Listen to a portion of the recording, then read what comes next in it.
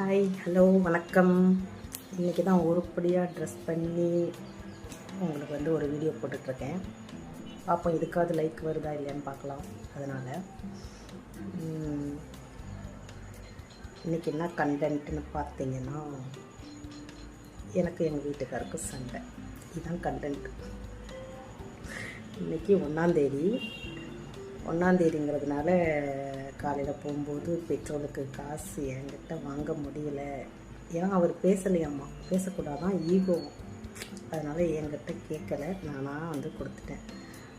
என்கிட்ட கேட்கக்கூடாதுன்றதுனால அவர் ஈகோவில் என்ன பண்ணிட்டாருன்னா, இருக்கட்டும் நாளையிலேருந்து பார்த்துக்கிறேன் அப்படின்ட்டார். எனக்கு சுருக்குன்னு கோவம் வந்துடுச்சு. என்ன கோவம் அப்படின்னா, அப்போ நீ சம்பாதிக்கிறதுனால தான் நாளைக்கு பார்த்துக்கலாம் அப்படின்ற மாதிரி நீ சொல்கிற, நான் வீட்டில் இருக்கிறதுனால தான் உங்ககிட்ட கையேந்திர நிலைமை எனக்கு வருது அப்படின்னு சொல்லிட்டு எனக்கு ஒரு கோவம்.